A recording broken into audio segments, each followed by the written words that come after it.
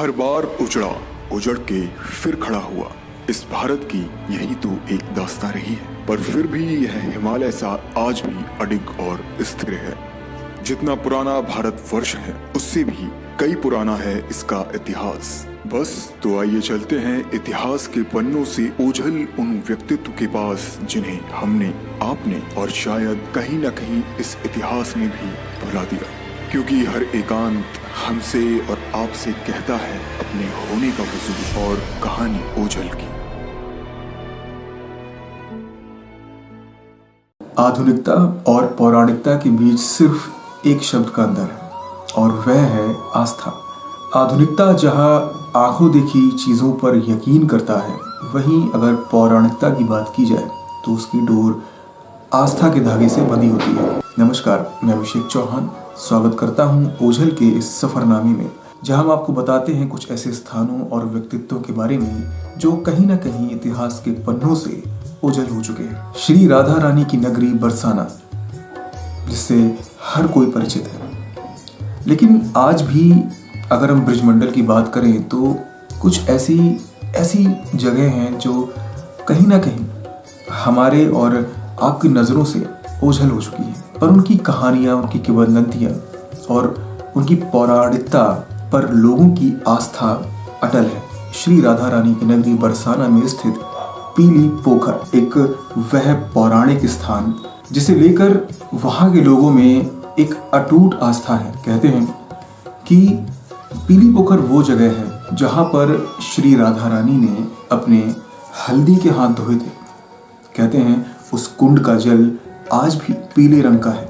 यहाँ तक कि लोग बताते हैं कि उस कुंड का जल करीब 100 बार से ऊपर भी साफ किया जा चुका है, पर जब भी उसमें जल भरा जाता है उसका रंग स्वतः ही पीला हो जाता है। तो आइए चलते हैं ओझल के सफरनामे में और देखते हैं क्या है पीली पोखर और श्री राधा रानी का संबंध। जैसा कि हम जानते हैं कि बरसाना नगरी श्री राधा रानी का जन्म स्थान है। यहाँ वो पली बढ़ी और कई लीलाएं भी उन्होंने इसी गांव में की। यहाँ उनके माता पिता के नाम से भी अलग अलग कुंड हैं। ये कुंड वृषभानु कुंड और कीर्ति कुंड के नाम से जाने जाते हैं, पर यहाँ एक कुंड राधा रानी का भी है। इसका नाम राधा रानी के नाम पर ना होकर प्रिया कुंड है। कृष्ण प्रिया राधिका के नाम से यह कुंड प्रिय कुंड कहा जाता है। कहते हैं इस कुंड के किनारे पर पीलू के वृक्षों की अधिकता थी। इस वजह से यह कुंड पीली पोखर या पीलू पोखर भी कहा जाता है। पीलू के वृक्ष अब विलुप्ति के कगार पर हैं। ब्रज के पौराणिक महत्व के स्थानों पर ये वृक्ष अब बहुत कम बचे हैं। इन वृक्षों का वर्णन राधा कृष्ण की लीलाओं में भी आता है। एक अन्य मान्यता के अनुसार इस कुंड के जल में राधा रानी ने हल्दी से रंगे हाथों को धोया था, जिससे इस कुंड का जल पीला हो गया और यह पीली पोखर कहलाने लगा। कहते हैं यहाँ श्री राधा रानी अपनी सखियों के संग स्नान करने आती थी। अगर इसके जीर्णोद्धार की बात की जाए तो करीब 250 से 350 वर्ष पहले की बात है। भरतपुर राज्य के सेनापति थे मोहन राम बरसानिया।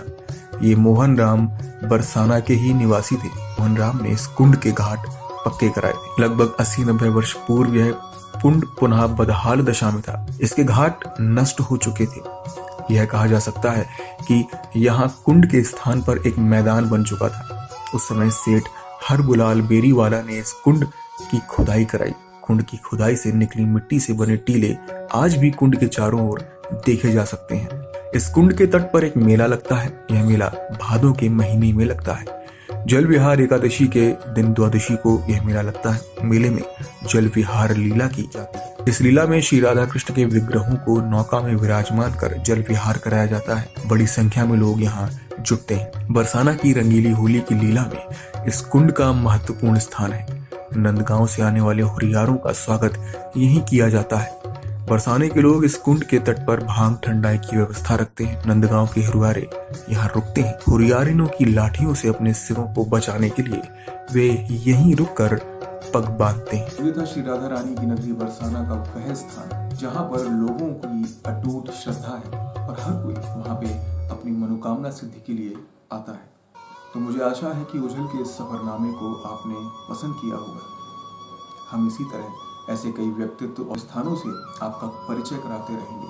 तो बस हमारे साथ इस कड़ी में बने रहिए। तब तक के लिए धन्यवाद।